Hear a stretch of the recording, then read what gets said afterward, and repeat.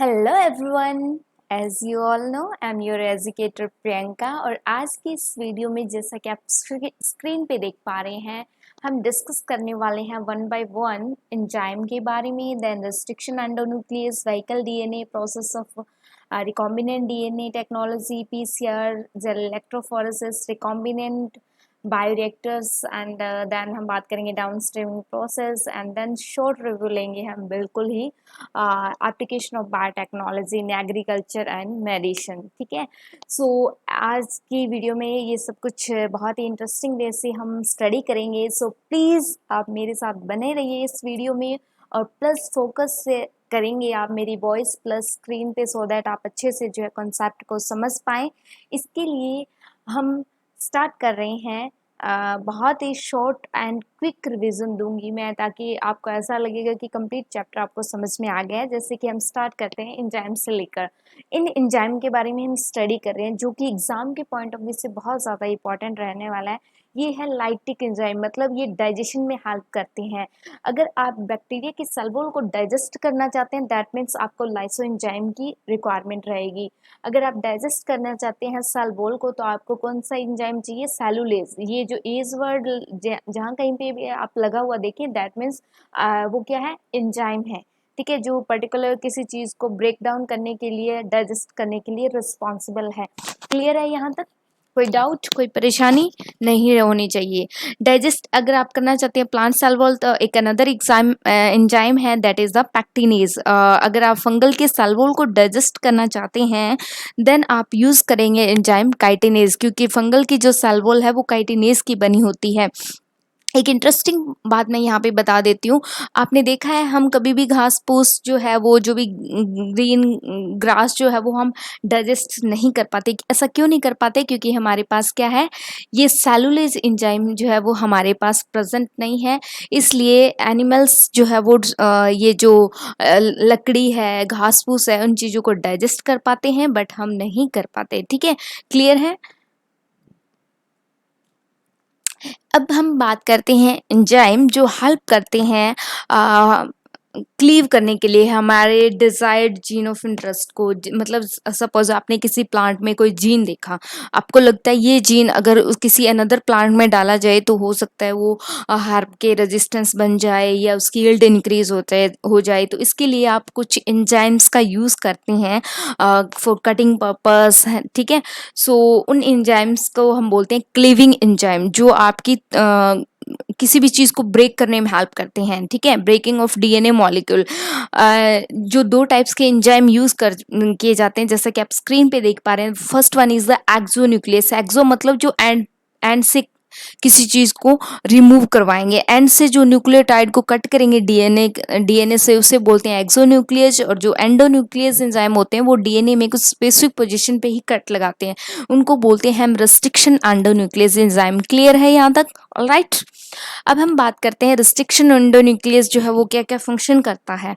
ये जो है वो कट करते हैं फोस्फोडाइस्टर बॉन्ड। जो डीएनए के अंदर जो बैकबोन होती है, आप सभी को पता है वो किससे मिलकर बनी होती है? शुगर एंड फॉस्फेट की बैकबोन बनी होती है। शुगर एंड फॉस्फेट के बीच में जो ब्रेक करवाता है, that is the restriction endonuclease enzyme. ये कट कर सकता है। इसके अलावा ये हाइड्रोलिसिस प्रोसेस में भी हेल्प करता है और कट करता है डीएनए को स्पेसिफिक साइट पे। जैसे कि मैंने बताया, उस स्पेसिफिक साइट को हम रिकॉग्निशन साइट भी कॉल करते हैं। इसके अलावा रिकॉग्निशन साइट पे क्या है, 4 6 6 8 बेस पेयर्स लगे होते हैं, वो भी पैलिंड्रोमिक सीक्वेंस में। ठीक है, पैलिंड्रोमिक सीक्वेंस आप सभी को पता है। जब आप किसी भी सीक्वेंस को रीड करते हैं, चाहे वो आप लेफ्ट से रीड करें या राइट से रीड करें, आपको सेम ही वर्ड्स या नंबर में मिलते हैं। जैसे कि आपने एक वर्ड होता है मैडम, उसको आप चाहे राइट से रीड करें या लेफ्ट से रीड करें, आपको जो है वो पढ़ने में भी सेम लगता है, स्पेलिंग भी सेम ही होती है दोनों साइड से। उन्हें हम बोलते हैं पैलिंड्रोमिक सीक्वेंस। क्लियर है यहाँ तक? जो रिस्ट्रिक्शन एंडोन्यूक्लियस एंजाइम होते हैं वो हमें बैक्टीरिया से मिलते हैं। बिल्कुल सही बात है। रिस्ट्रिक्शन एंडोन्यूक्लियस क्या होते हैं? It's part of defence system of bacteria का डिफेंस सिस्टम है। मतलब ये एंजाइम जो है वो बैक्टीरिया में इनएक्टिव फॉर्म में प्रेजेंट होते हैं और डिफेंस की तरह काम करते हैं, बैक्टीरिया को बचाने में हेल्प करते हैं। It provide defence against virus के अगेंस्ट, उन्हें जो है वो बचाते हैं बैक्टीरिया को। कौन बचाती है? Restriction endonuclease. Restriction endonuclease never cut its own, वो खुद के डीएनए को कट नहीं करते because of the restriction site modified by the methylation से जो है उनकी साइट जो है वो मॉडिफाई की जाती है। टिल टुडे अभी तक हम जो है वो 900 रिस्ट्रिक्शन एंजाइम के बारे में जान चुके हैं और हमने ये आइसोलेट किए हैं वो 230 स्ट्रेन ऑफ बैक्टीरिया से। क्लियर है यहाँ तक? किसी को कोई डाउट परेशानी नहीं होनी चाहिए। इसके अनदर जो इंटरेस्टिंग फैक्ट जो एग्जाम में मोस्ट ऑफ टाइम पूछे जाते हैं कि दो टाइप्स के जो है वो एंड्स जो है वो रिस्ट्रिक्शन एंडोन्यूक्लियस के द्वारा क्रिएट किए जाते हैं। तो एक तो क्रिएट किए जाते हैं, रिस्ट्रिक्शन एंडोन्यूक्लियस क्रिएट करते हैं, स्टिकी एंड क्रिएट करते हैं जिनके जो एंड होते हैं वो फ्री होते हैं। ठीक है, दूसरे जो एंड होते हैं उनको हम ब्लंट एंड कॉल करते हैं। ये रैंडमली होते हैं, नॉन स्टिकी एंड होते हैं, जैसे कहीं से भी बीच में से कट कर दिया एक फ्रेगमेंट, टुकड़े टुकड़े टाइप। ठीक है, लेकिन ये स्पेसिफिक स्टिकी एंड जो होते हैं वो स्पेसिफिक तरीके से ही काटे जाते हैं, जैसे CAATTC इसको कट यहाँ पे लगाया गया है। ठीक है, और इस तरह से एंड स्टिकी एंड जो क्रिएट हुए हैं, मतलब अगर कोई डिजायर्ड फ्रेगमेंट होगा तो उसकी सेम सीक्वेंस वाला ही फ्रेगमेंट यहाँ पे आके अटैच होगा, कॉम्प्लीमेंट्री। ठीक है, होते तो यहाँ पे भी कॉम्प्लीमेंट्री बट वो ब्लंट एंड होते हैं, मतलब बिल्कुल टुकड़े होते हैं बिल्कुल इक्वल इक्वल। ठीक है, जैसे कि आप ट्री बेस पेयर के किसी भी तरह की कोई शेप नहीं देख पा रहे हैं ना, पर यहाँ पे ये एल शेप बनती है, जैसे कि ये देख पा रहे हैं ना, एल शेप क्रिएट हो रही है ऊपर नीचे। ठीक है, अब हम बात कर लेते हैं रिस्ट्रिक्शन एंडोन्यूक्लियस का नॉमेनक्लेचर कैसे रखा गया है इस एंजाइम का। जो रिस्ट्रिक्शन एंडोन्यूक्लियस एंजाइम जो खोजे जाते हैं उनका नाम कैसे रखा जाता है, तो इसका कुछ रूल एंड रेगुलेशन है। ऐसा ही नहीं है कि आपके मम्मी पापा ने आपका नाम रख दिया कुछ भी, क्योंकि आपका जो नेम है वो नॉमेनक्लेचर के अकॉर्डिंग नहीं है। हाँ, नो डाउट आप सरनेम जरूर लगाते हैं अपने मम्मी पापा के अकॉर्डिंग, बट यहाँ पे साइंटिस्ट ने एक प्रॉपर सिस्टमेटिक तरीके से इन एंजाइम का नाम दिया गया है ताकि कहाँ से ये निकाला गया है उसका प्रॉपर जो है वो इन्फॉर्मेशन मिल सके। जैसे कि इसका जो फर्स्ट लेटर है, ये रिस्ट्रिक्शन एंडोन्यूक्लियस की बात कर रहे हैं हम, इको आर1 ये रिस्ट्रिक्शन एंडोन्यूक्लियस एंजाइम है जिसका ई जो है वो रिप्रेजेंट कर रहा है जीनस को, कि किस बैक्टीरिया की जीनस से ये जो एंजाइम है वो निकाला गया है। सेकंड और थर्ड लेटर जो है ना, C एंड O, ये रिप्रेजेंट कर रहे हैं स्पीसीज को, बैक्टीरिया की किस स्पीसीज से निकाला गया है। जैसे कि इकोलाई बैक्टीरिया से निकाला गया है तो इसका नाम है इको-R1, और R रिप्रेजेंट कर रहा है strain of bacteria, and 1 represent करता है न्यूमेरिकल नंबर कि किस ऑर्डर में जो है वो एंजाइम ये आइसोलेट हुआ है, जैसे इससे पहले कौन सा निकला है उसके बाद कौन सा। ठीक है, तो इस तरह से इसका एक पर्टिकुलर फॉर्मेट होता है जिसके अकॉर्डिंग इसका नाम रखा हुआ है रिस्ट्रिक्शन एंडोन्यूक्लियस इको-R1 का। क्लियर है? ये एग्जाम में पूछा जाता है, इसलिए मैं इस पर स्ट्रेस दे रही हूँ सो दैट आप इसे अच्छे से जो है वो समझ सकें। अब हम बात करते हैं व्हीकल डीएनए। व्हीकल डीएनए से आपको नेम से ही समझ में आ चुका होगा कि एक ऐसा डीएनए जिस एक मतलब व्हीकल क्या होता है, एक साधन होता है जिसमें हम किसी साधन पे चढ़ के हम क्या जाते हैं, जैसे हमने किसी व्हीकल पे हमने बस अगर हमें सपोज एक जगह से दूसरी जगह जाना है तो हम अगर हमारे पास गाड़ी है तो हम गाड़ी के थ्रू जाएंगे, अगर हमारे पास अपना पर्सनल व्हीकल है।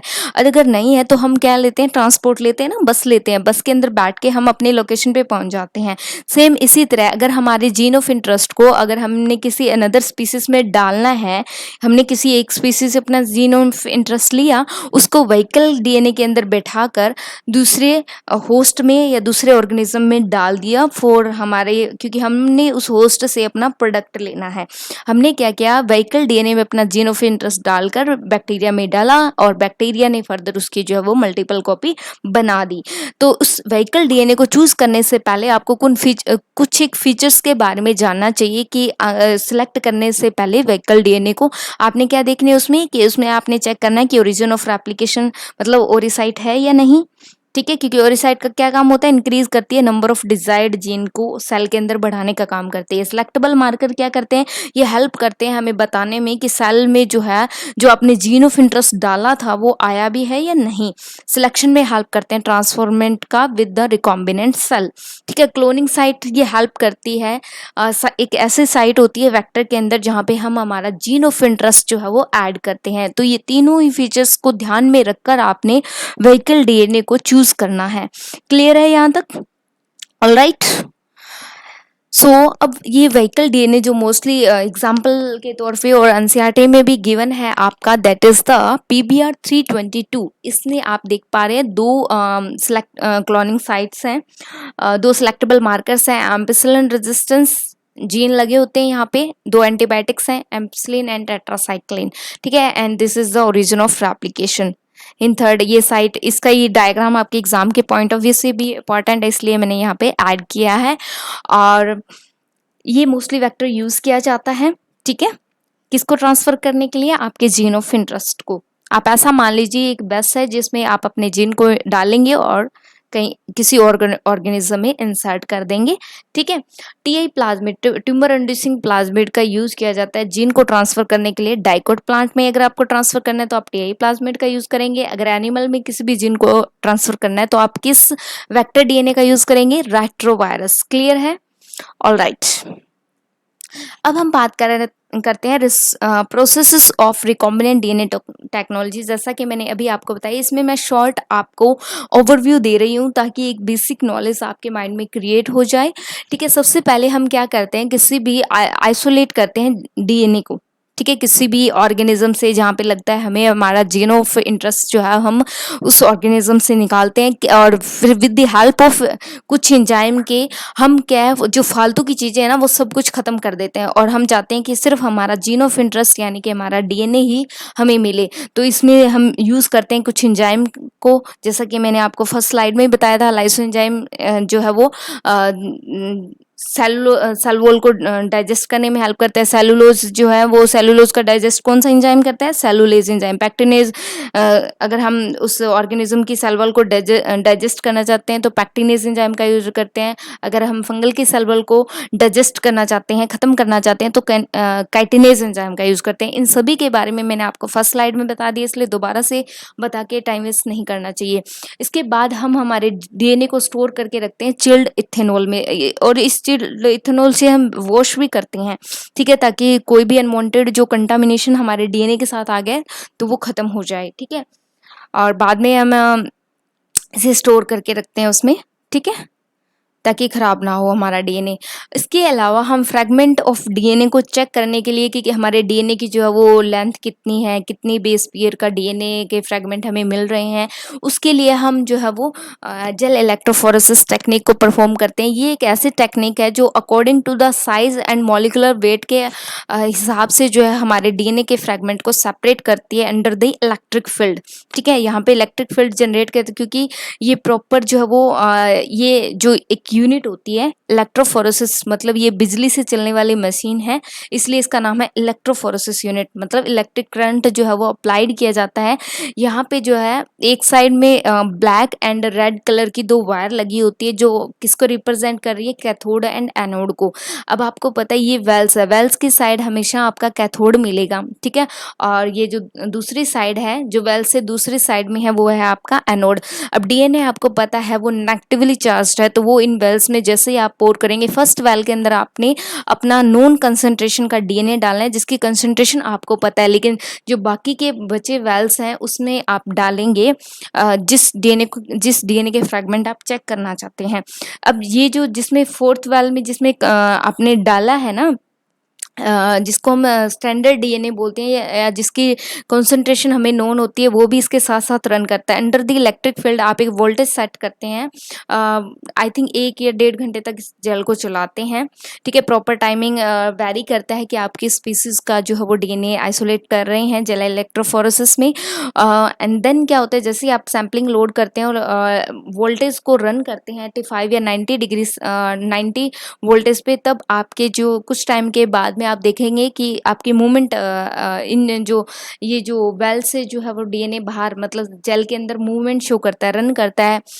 और ये जो फ्रेगमेंट आप दूर देख पा रहे हैं, ये जो मतलब जिनका मॉलिक्यूलर वेट कम होता है और जिनका साइज छोटा होता है, वो मूवमेंट जो है वो मॉलिक्यूल जो है वो जेल के अंदर फास्टली मूव करते हैं, और जिनका फ्रेगमेंट साइज मॉलिक्यूलर वेट ज़्यादा होता है वो वेल्स के पास दिखाई दे रहे हैं ना आपको, काफ़ी जो बैंड जो है इन फ्रैगमेंट की काफ़ी बड़ी है। लार्जेस्ट बैंड जो है वो नियर द वॉल्स देखने देखने को मिलता है, स्मॉलेस्ट बैंड जो है वो दूर देखने को मिलते हैं।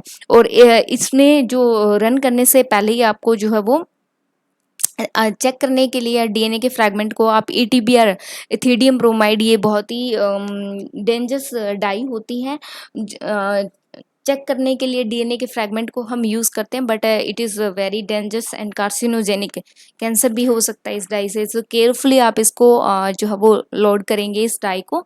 आई थिंक 0.3 से 4 माइक्रोलीटर हम जो है वो ऐड करते हैं जेल के अंदर, फॉर किस पर्पज़ के लिए, for fluorescence of DNA. And then UV dock में आप इसकी एक पर्टिकुलर एक ब्यूटीफुल इमेज देख सकते हैं।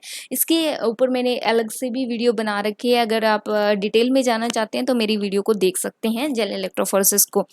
ठीक है, अब हम थोड़ी सी बेसिक बातें जान लेते हैं पीसीआर के बारे में। पीसीआर में सपोज आपके जो सैंपल डीएनए की क्वांटिटी बहुत कम है, अगर उसकी क्वांटिटी आप इंक्रीज करना चाहते हैं, उसकी मल्टीपल कॉपी क्रिएट करना चाहते हैं, देन आप जाएंगे किसके लिए, पीसीआर के लिए। PCR is the full form of PCR, polymerase chain reaction. ठीक है, इस टेक्निक का यूज़ किया जाता है amplification of gene, amplification of DNA, DNA की मल्टीपल कॉपी बनाने के लिए। फर्स्ट टाइम इस टेक्निक को इन्वेंट किया गया था कैरी मोलिस 1985 के अंदर। ये मोस्टली प्रैक्टिकल में और एग्जामिनर भी आपसे पूछता है।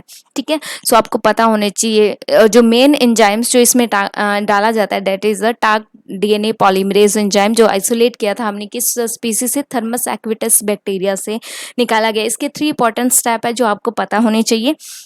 फर्स्ट स्टेप में क्या होता है, जो डबल स्टैंडर्ड डीएनए हमारा होता है ना सैंपल में, उस जब जैसे ही मशीन को इस इतने हाई टेम्परेचर पे जैसे ही मशीन का जो टेम्परेचर इतना चला जाता है 94 से 95, तो वहाँ पे डीनेचुरेशन हो जाती है। डीनेचुरेशन का मतलब होता है डीएनए के डबल स्टैंड जो है वो ब्रेकेज हो जाते हैं, इसमें हाइड्रोजन बॉन्ड जो है वो इतने टेम्परेचर पे टूट जाते हैं और डीएनए के डबल स्टैंड क्या बन जाता है, सिंगल स्टैंडर्ड बन जाता है। इस सिंगल स्टैंडर्ड डीएनए को हम बोलते हैं टैम्पलेट। अब इस टैम्पलेट पे जो क्या करते हैं, जैसे ही थोड़ा कूल डाउन हो जाते हैं तो प्राइमर आके जो है यहाँ पे बाइंड कर जाते हैं, जो कि हमने रिएक्शन मिक्सर में ऐड किए थे। इसके ऊपर भी मैंने डिटेल में वीडियो बना रखी है, अगर किसी को डिटेल में जानना हो तो वो मेरी पीसीआर की वीडियो को लेक्चर को देख सकता है। अब 54 डिग्री सेल्सियस पे प्राइमर जो है वो उसके थर्ड एंड पे आके ज्वाइन कर जाते हैं। एंड देन रेप्लिकेशन तो आपको पता है 5 to 3 डायरेक्शन में ही होती है। अब उसके बाद में क्या होता है, थोड़ा सा टेम्परेचर हाई हो जाता है जैसे ही टाग डीएनए पॉलीमरेज एक्टिव होता है। डीएनए पॉलीमरेज टाग जो हमने ऐड किया, ये डीएनटीपी को यूज़ करके कंप्लीट डीएनए की फॉर्मेशन कर देता है, और इस तरह से जो है वो डबल स्टैंडर्ड डीएनए दोबारा से क्रिएट हो जाते हैं। और जैसे ही हमने जितनी साइकिल हमने सेट की होती है मशीन में, और एंड पे हमें मल्टीपल और बिलियंस ऑफ कॉपी जो है वो हमें मिल जाती है इस पीसीआर प्रोडक्ट से, थ्रू पीसीआर मशीन के। ठीक है, अब तो इनकी बहुत ज़्यादा जो है वो मशीनें उपलब्ध है। नेस्टेड पीसीआर हो गया, काफ़ी ज़्यादा पीसीआर मशीन्स हैं जो मतलब मतलब बहुत ही ज़्यादा हेल्पफुल हो गई हैं। और अभी इनके बारे में हम डिटेल में बात नहीं कर रहे इस वीडियो में, क्योंकि ये हमारी क्विक रिवीजन है इस लेक्चर में। And then ligation of DNA fragmented vector के अंदर आप किस तरह से लाइगेट करते हैं डीएनए। लाइगेशन के लिए आप एक एंजाइम यूज करते हैं जिसका नाम है लाइगेज एंजाइम। ठीक है, जोड़ने के लिए लाइगेज एंजाइम क्या करता है, दो टुकड़ों को आपस में जोड़ने का काम करता है। एंड देन 5th वन में जीन को ट्रांसफर करते हैं होस्ट सेल में। और अब जो हमारा जिस वेक्टर में हमने हमारे जीन ऑफ इंटरेस्ट को जोड़ दिया है, अब उस वेक्टर को हमने किस तरह से ट्रांसफर करना है होस्ट के अंदर। तो इसके 2 मेथड है, फर्स्ट वन है direct method, second one indirect method, second है डायरेक्ट। इनडायरेक्ट में आपको पता है वेक्टर डीएनए की हेल्प से हम होस्ट के अंदर अपना जीन ऑफ इंटरेस्ट डाल रहे हैं। ठीक है, इनडायरेक्ट में मतलब जैसे कि मैं आपसे बात कर रही हूँ, ठीक है, मैं आपको पढ़ा रही हूँ, लेकिन इसमें एक टेक्नोलॉजी यूज हो रही है। ठीक है, जैसे कि यूट्यूब के थ्रू मैं आपको पढ़ा रही हूँ, तो यूट्यूब क्या है, एक वेक्टर की तरह काम कर रहा है। मैं डायरेक्टली तो आपको नहीं पढ़ा रही ना, यूट्यूब की हेल्प से पढ़ा रही हूँ। अगर डायरेक्ट मेथड की बात करूं तो उसमें ऐसा होता कि मैं घर पे हूं और आप मेरे पास पढ़ने आ रहे हो मेरे घर पे, तो मुझे किसी टेक्नोलॉजी की जरूरत नहीं पड़ रही इस केस में, तो वो हो गया एक डायरेक्ट मेथड। तो ठीक है, इनडायरेक्ट मेथड में आपने वेक्टर लिया, 5th वन में जीन को ट्रांसफर करते हैं होस्ट सेल में। और अब जो हमारा जिस वेक्टर में हमने हमारे जीन ऑफ इंटरेस्ट को जोड़ दिया है, अब उस वेक्टर को हमने किस तरह से ट्रांसफर करना है होस्ट के अंदर। तो इसके 2 मेथड है, फर्स्ट वन है डायरेक्ट मेथड, सेकंड है डायरेक्ट। इनडायरेक्ट में आपको पता है वेक्टर डीएनए की हेल्प से हम होस्ट के अंदर अपना जीन ऑफ इंटरेस्ट डाल रहे हैं। ठीक है, मैं आपको पढ़ा रही हूँ, लेकिन इसमें एक टेक्नोलॉजी यूज हो रही है। ठीक है, जैसे कि मैंने बताया, जैसे कि पीछे हमने स्लाइड में डिस्कस किया था, पीबीआर 322 उस वेक्टर में हमने हमारा जीन ऑफ इंटरेस्ट डाला अब और जोड़ दिया इस लाइगेज एंजाइम की हेल्प से, ठीक है, और बाद में हम होस्ट में इसे इंट्रोड्यूस कर रहे हैं, तो वो हो गया हमारा इनडायरेक्ट मेथड। डायरेक्ट में जब हम डायरेक्टली डाल रहे हैं सीधा ही, ठीक है, इंजेक्शन दे के, जैसे कि डॉक्टर कोई पेशेंट बीमार है तो डॉक्टर डायरेक्टली उसे इंजेक्शन दे देता है ना, तो वो एक डायरेक्ट मेथड है, उसमें किसी थर्ड पार्टी का तो यूज नहीं करेगा। इंजेक्शन देने के लिए डॉक्टर को जो है वो पहले कंप्यूटर ऑन करना पड़ेगा या किसी और चीज, ऐसा तो नहीं है ना, ठीक है, तो उसे बोलते हैं डायरेक्ट। मैं उम्मीद कर रही हूँ आपको मेरी जो लैंग्वेज है, जो तरीका है पढ़ाने का, वो जरूर समझ में आ रहा होगा। नहीं आ रहा हो तो प्लीज कमेंट में कमेंट कर दीजिए, कमेंट सेक्शन में, सॉरी, ठीक है। Gene transfer into the host किस तरह से? इनडायरेक्ट में जीन ट्रांसफर किया जाता है बैक्टीरियल सेल के अंदर, competent cell formed by using the calcium chloride, या तो कैल्शियम क्लोराइड से यूज करके डाल दो, ठीक है, या हीट शॉक ट्रीटमेंट दे दो, ठीक है, तो वो भी इनडायरेक्ट मेथड हो गया, ठीक है। Gene transfer in plant cell में अगर एग्रोबैक्टीरियम ट्यूमेफेंसिस का यूज करके आप ट्रांसफर कर रहे हो प्लांट सेल के अंदर जीन ट्रांसफर हो, then this is also indirect method. And Ti plasmid, ये एक वेक्टर डीएनए है जिनका यूज करके जीन ऑफ इंटरेस्ट को डाला जा रहा है, दैट मीन्स वो क्या हो गए? इनडायरेक्ट मेथड हो गए। टी डीएनए का यूज करना, जीन ट्रांसफर इन एनिमल में, अगर एनिमल में किसी जीन को ट्रांसफर करना है तो हम यूज करते हैं रेट्रोवायरस का। क्लियर है? अब हम बात कर रहे हैं gene transfer in the host. ये चीज़ें मैंने समझा दिया। माइक्रो इंजेक्शन मतलब एक छोटा सा इंजेक्शन से डायरेक्ट एनिमल्स में आपने ट्रांसफर कर दिया। पार्टिकल जीन गन मेथड वो होता है जैसे कि आपने किसी पार्टिकल की कोटिंग करके अपने जीन ऑफ इंटरेस्ट को डायरेक्टली बाय फोर्सफुली एक्शन से जो है वो प्लांट में ऐड कर दिया, ठीक है, प्लांट के डीएनए में डाल दिया। डीएनए कहाँ पे होता है? सेल में होता है, ठीक है। सिलेक्शन ऑफ रिकॉम्बिनेंट सेल का सिलेक्शन कैसे होता है? वैसे तो इस पे मेरी अनदर वीडियो बनी हुई है, इसलिए मैं शॉर्ट में ही आपको बता देती हूँ। जैसे कि पीबीआर 322 के पास दो सिलेक्टेबल मार्कर होते हैं, ampicillin and tetracycline, and origin of replication. Tetracycline का सपोज ये जीन है, लेकिन अगर इसको हम कट करके इस जगह पे हमने हमारा जीन ऑफ इंटरेस्ट डाल दिया तो ये टेट्रासाइक्लिन के प्रति रेजिस्टेंस नहीं रहेगा। दैट मीन्स इंसर्जन, जैसे ही हमने यहाँ पे कोई जीन ऐड किया तो इंसर्जन इनएक्टिवेशन हो गई। बाद में उसे रेप्लिका प्लेटिंग पे जब हम चेक करते हैं कि हमारा जो जीन ऑफ इंटरेस्ट आया है या नहीं, एक मुस्लिम एक क्लोथ्स, एक कपड़े का यूज़ करके उस पर एक छपाक से लगाते हैं। इस पर मेरी वीडियो डिटेल में बनी हुई है, अगर आपको जानना है देन इसके बारे में। यहाँ पे मैं सिंपली आपको बता रही हूँ। जैसे ही हम इसे एम्पिसिलिन कंटेनिंग मीडियम में डालेंगे चेक करने के लिए सिलेक्शन हुआ है या नहीं हमारे ट्रांसफॉर्म्ड सेल का, तो टेट्रासाइक्लिन के साथ कंटेनिंग मीडियम में फॉर द सिलेक्शन, और इस तरह से हम जो है वो हमारे रिकॉम्बिनेंट सेल का जो है वो सिलेक्शन कर पाते हैं, क्योंकि हमें पता लग जाता है यहाँ पे अगर कोई जीन का एक्सप्रेशन हो रहा है, दैट मीन्स हमारा जीन ऑफ इंटरेस्ट ही है, ठीक है, क्योंकि हमने टेट्रासाइक्लिन वाले को तो खत्म ही कर दिया था ना। इसी तरह से लेक्जेड जीन की जगह अगर हमने हमारा जीन ऑफ इंटरेस्ट ऐड किया तो यहाँ पे ये भी इंसर्जनल इनएक्टिवेशन हो जाएगा। और यहाँ पे जैसे ही रेप्लिका प्लेटिंग करते हैं तो ब्लू कलर की कॉलोनी जो बन रही है, दैट मीन्स क्योंकि हमें पता है ना इस साइड में कौन सा जीन है, लेफ्ट साइड में कौन सा जीन है और राइट में कौन सी है, हमें एक तरह से हमें निशानी पता होती है। और जैसे हम रेप्लिका प्लेटिंग करते हैं ना तो हमें पता लग जाता है अगर इस साइड में डॉट डॉट बन रही है दैट मीन्स ये नॉन रिकॉम्बिनेंट है, और इस साइड में अगर कॉलोनी क्रिएट हो रही है दैट मीन्स हमारा रिकॉम्बिनेंट सेल जो है वो इस साइड में है, और बाद में हम इनको यहाँ से कट करके फर्दर क्लोनिंग पर्पस के लिए यूज कर लेते हैं। क्लियर है? मैं उम्मीद करती हूँ आप सभी को अच्छे से समझ में आ रहा होगा। अब जिस जीन ऑफ इंटरेस्ट को हमने ऐड किया, ठीक है, सपोज हमने एक्सप्रेशन वेक्टर में एक्सप्रेशन, अब हमारे जीन ऑफ इंटरेस्ट का हम एक्सप्रेशन देखना चाहते हैं कि हमने जो जीन ऑफ इंटरेस्ट उस बैक्टीरिया में डाला वाकई में ही उस बैक्टीरिया में वो अगर प्रोडक्ट बना, दैट मीन्स तो हमारा जीन ऑफ इंटरेस्ट जो है वो एक्सप्रेस हुआ है। अगर वो बैक्टीरिया उस प्रोडक्ट को नहीं बना रहा दैट मीन्स हमारे जीन ऑफ इंटरेस्ट का जो है वो एक्सप्रेशन हुआ ही नहीं है, वो लॉस्ट हो गया है, ठीक है। तो ये सब चेक करने के लिए हम बायोरिएक्टर्स का यूज करते हैं। बायोरिएक्टर्स हमें लार्ज स्केल पे जो है वो प्रोडक्शन देता है हमारे जीन ऑफ इंटरेस्ट का। ये एक्सप्रेशन वेक्टर भी होता है। इन बायोरिएक्टर्स का यूज करके हम लार्ज स्केल पे प्रोडक्शन करते हैं, ठीक है। जिस जिस होस्ट में हमने हमारा जीन ऑफ इंटरेस्ट डाला था ना, उसमें वो हमारे जीन ऑफ इंटरेस्ट ने एक्सप्रेस किया है नहीं, वो हमें यहाँ पता लग जाएगा। ठीक है, तो क्या है, हम दो टाइप्स के बायोरिएक्टर का यूज़ करते हैं, एक तो सिंपल स्टिर्ड टैंक बायोरिएक्टर का यूज़ करते हैं, एक स्पार्ड। ठीक है, इसमें बस क्या फ़र्क होता है, इसमें आपने ये जो कल्चर ग्रोथ है ना, ये क्या करता है, मिक्सिंग करने का काम करता है। हम ऊपर से अपना रॉ मटेरियल डालते जाते हैं, ठीक है, और वो फिर मिक्सिंग होता रहता है ताकि इक्वली जो है उसमें ऑक्सीजन कंटेंट जो है वो प्रॉपर पहुंच सके, और हमें हमारा नीचे हमें हमारा जो है वो स्ट्राई लेयर भी ऊपर से भेजी जाती है ताकि किसी भी तरह की कोई कंटामिनेशन इसमें ना हो।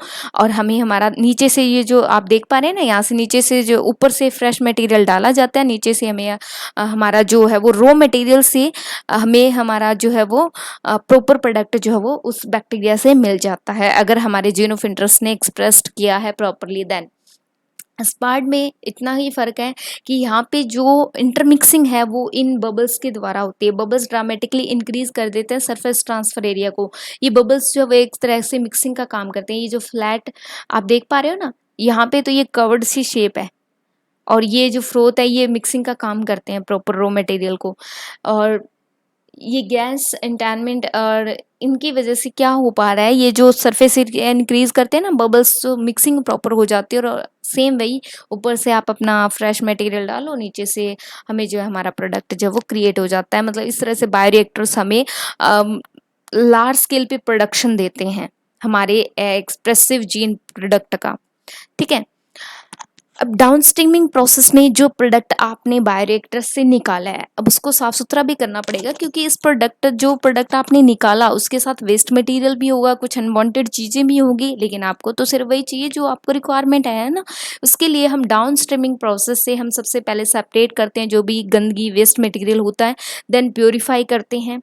जैसे कि हमारे घरों में होता है, हमारी मम्मियाँ जो है वो जो मिल्क से जो है वो ऊपर से जैसे दूध के ऊपर से मलाई निकालते हैं, देन उसको बाद में जो है वो इंड मिक्सिंग की जाती है, बाद में आपका घी जो है वो ऊपर आ जाता है, नीचे आपकी लस्सी बन जाती है। सेम उसी तरह से जो सेपरेशन करते हैं, देन प्योरीफाई, फिर उस मक्खन से भी उसे गर्म करके जो है वो बहुत ही कम अमाउंट में आपका जो है एक बिल्कुल ही प्योर फॉर्म में घी जो है वो आपको मिलता है ना। पहले बटर बनता है, देन उसे आप जो बिल्कुल प्योर फॉर्म में होता है उसे आप घी बोलते हैं ना, जो घरों में आपके बनता है। सेम उसी को ही हम डाउन स्ट्रीमिंग प्रोसेस बोलते हैं, जिसमें सेपरेशन होता है, purification and formulated with the suitable preservative. बाद में उसमें कुछ प्रिजर्वेटिव डाले जाते हैं ताकि वो चीज़ जो है वो लंबे टाइम तक हम यूज़ कर सकें, खराब ना हो।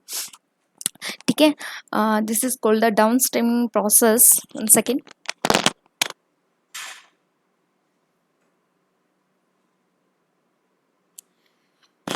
Okay, sorry for the disturbance. Downstreaming process and quality control testing ये वैरी करती है product to product. Okay, then अब हम बात करते हैं एप्लीकेशन इन बायोटेक्नोलॉजी की। एग्रीकल्चर में क्या क्या एप्लीकेशन है। बायोटेक्नोलॉजी बेसिकली क्या करती है, ये हेल्प करती है न्यूट्रिशनल क्वालिटी बढ़ाने के लिए फूड की। जैसे कि आपने गोल्डन राइस के बारे में सुना होगा कि इसमें विटामिन ए का कंटेंट जो है वो बढ़ाया गया है। ठीक है, किस जीन को डालकर, बीटा कैरोटीन को ट्रांसफर किया गया। फिर बाद में जो है वो नंबर ऑफ क्रॉप्स जो है वो टॉलरेंट बनाएगी एबायोटिक स्ट्रेस के प्रति, जैसे कि कोल्ड, ठंड के प्रति उसे जो है उस प्लांट को रेजिस्टेंस बनाया गया ताकि सूखे में भी वो प्लांट खड़ा रह सके, साल्ट कंडीशन में, हीट कंडीशन में। ठीक है, तो इन सभी के प्रति जो है वो एबायोटिक स्ट्रेस के प्रति टॉलरेंट प्लांट जो है वो क्रिएट किए गए। बाद में हेल्प करने के लिए to reduce the post harvest loss. ठीक है, फ्लावर सावर टोमेटो भी बनाए गए, जिसमें ताकि डिले कर दी गई राइपनिंग, ताकि जल्दी से राइपनिंग ना हो, डिले कर लंबे टाइम तक जो है वो इस चीज़ का जो है वो बेनिफिट लिया जा सके। इसके अलावा इंक्रीज़ के बायोटेक्नोलॉजी की हेल्प से इंक्रीज़ की गई एफिशिएंसी ऑफ मिनरल की bye using the plant. Produce किए नंबर ऑफ प्लांट जो है वो प्रोड्यूस किए गए, हेर्बिसाइड रेजिस्टेंस प्लांट बनाए गए। ठीक है, और इसके अलावा बायोफार्मास्यूटिकल प्रोडक्ट्स भी क्रिएट किए गए।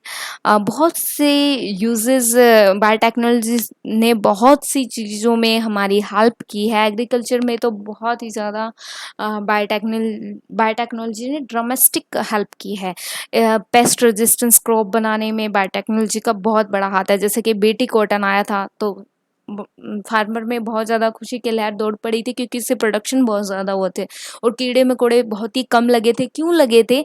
क्योंकि एक बैक्टीरिया है बैसिलस थ्यूरोजेनेसिस। ठीक है, ये बैक्टीरिया की प्रोटीन बनाता है अपनी बॉडी में, जिसे हम बोलते हैं क्राइजिन, ठीक है, प्रोटीन बनाता है, जो कि इसकी बॉडी में तो वो इनएक्टिव फॉर्म में रहता है, लेकिन जैसे ही इस बैक्टीरिया को कोई भी, अगर इस बैक्टीरिया को मतलब जैसे ही प्लांट में डाल दिया, या इसे कोई भी इंसेक्ट खाता है ना, तो इसे एक्चुअली में बेसिक पीएच चाहिए, यानी कि अल्कलाइन पीएच चाहिए। जैसे इसे कोई दूसरा ऑर्गेनिज्म, ठीक है, इसे खाएगा ना, तो उसकी जो गट में जो पीएच है वो बेसिक है, और बेसिक पीएच पाते ही ये टॉक्सिन बन जाता है, मतलब ये जहर बन जाता है। तो इस तरह से जैसे ही इस जीन को, बैसिलस थ्यूरोजेनेसिस के इस क्राई जीन को बीटी कॉटन में डाला, यानी कि कपास की जो फसल होती है ना, उसमें जैसे ही ऐड किया साइंटिस्ट ने, तब उसके ऐड करते ही तो वो रेजिस्टेंस हो गया प्लांट। अब जो इंसेक्ट उस प्लांट को बहुत ज़्यादा खा रहे थे, ठीक है, जैसे कि लेपिडोटेरिस है, कोलियोटेरिस, डायोटेरिस, ठीक है, ये प्लांट ये उस कपास की फसल को ख़त्म कर रहे थे। तो जैसे ही इन्होंने उस कपास की कॉटन को खाना स्टार्ट किया, तो ये उनकी ऑटोमेटिक ही डेथ हो गई। क्यों हो गई? मैंने अभी आपको स्टोरी बताई है कि क्योंकि बैसिलस थ्यूरोजेनेसिस बैक्टीरिया से हमने जो जीन लिया, वो इनकी गट में जाते ही, इनके पेट में जाते ही वो एक्टिव हो गया, और उसने इनके पेट को ही फाड़ दिया। ठीक है, समझ गए? तो मोस्ट बीटी टॉक्सिन जो है वो इंसेक्ट ग्रुप, ये एक तो क्राई फर्स्ट एसी है, क्राई सेकंड ए बी जो कॉटन बुलवर्म को खत्म करते हैं, और क्राई फर्स्ट ए बी है वो कॉटन बोरर को किल करता है। तो ये एक स्टोरी थी जो मैं मानती हूँ कि काफ़ी ज़्यादा हेल्पफुल रहेगी आपके एग्जाम के पॉइंट ऑफ व्यू से। अब हम बात करते हैं एक और इसने नेमाटोड को ख़त्म किया था बायोटेक्नोलॉजी की हेल्प से। इसमें एक टेक्निक का यूज़ किया गया था, आरएनए इंटरफ्रेंस। आरएनए इंटरफ्रेंस क्या करता है, जो मेलेडिगाइनी इनकोगिनेटा जो क्या कर रहा था, एक डिजीज़ कर रहा था, रूट नोट डिजीज कर रहा था प्लांट के अंदर। इसने क्या किया, आरएनए इंटरफ्रेंस ने इसकी कॉम्प्लीमेंट्री सीक्वेंस बना ली। इसके अंदर जो सिंगल स्टैंडर्ड आरएनए था ना, उसकी सेम कॉम्प्लीमेंट्री सीक्वेंस इसने डबल स्टैंडर्ड डीएनए बना दिया। किस तरह से? डबल स्टैंडर्ड डीएनए जैसे ही इसकी बॉडी में ट्रांसफर किया गया, तो वो टुकड़ों में टूट गया, और वो जो टुकड़े थे वो कॉम्प्लीमेंट्री थे इसकी सीक्वेंस के, मिलेडोगाइनी कोग्नेटा के, क्योंकि हमने जिस वेक्टर की हेल्प से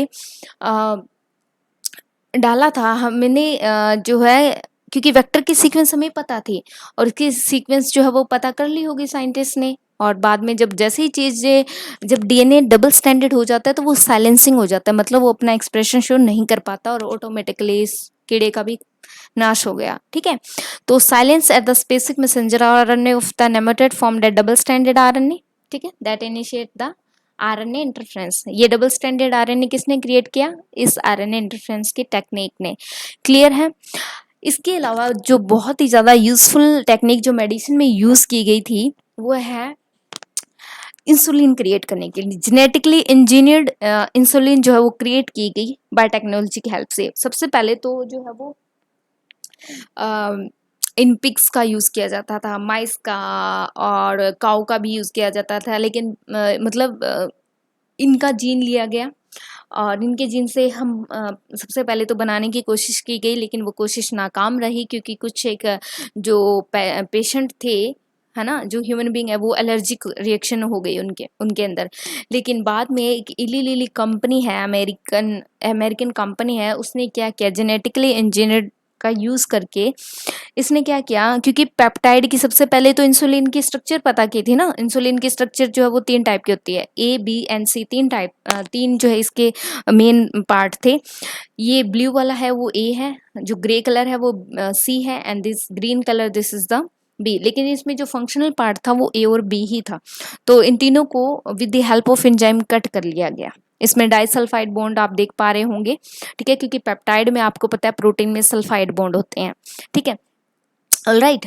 तो ये प्रो इंसुलिन है जो इनएक्टिव फॉर्म में है। बाद में हमने क्या किया, उन साइंटिस्ट ने टाइप ए को जो है, ए पेप्टाइड चेन को एक अलग बैक्टीरिया में डाल दिया, ठीक है, क्योंकि अगर हम इस चेन को कंप्लीट चेन को एक बैक्टीरिया में डाल रहे थे ना, तो हमें बहुत ही ज़्यादा मुश्किल आ रही थी चेकआउट करने में, और दिक्कत हो रही थी सेपरेशन में, और काफ़ी ज़्यादा उनको प्रॉब्लम फेस करनी पड़ रही होगी। देन उन्होंने क्या किया, अलग-अलग उनको क्या किया, ए पेप्टाइड को ए बैक्टीरिया में डाला, बी पेप्टाइड को बी बैक्टीरिया में, फिर उन दोनों दोनों से जो प्रोडक्ट मिला ए और बी बैक्टीरिया से, उनको मिक्सिंग कर लिया लैब के अंदर, रेप्लिका प्लेट में या किसी भी पेट्री डिश में। जो दोनों पेप्टाइड ने जो प्रोटीन दिया उनको मिक्सिंग करके जो है वो इस तरह से फंक्शनल जीन की हेल्प से जो है वो फंक्शनल जो है इंसुलिन जो है वो क्रिएट कर ली। क्योंकि अब तो ना ही तो ज़्यादा नुकसान हो रहा है एनिमल्स का, जस्ट बैक्टीरिया तो यूज़ कर ही सकते हैं, क्योंकि बैक्टीरिया तो आपको पता है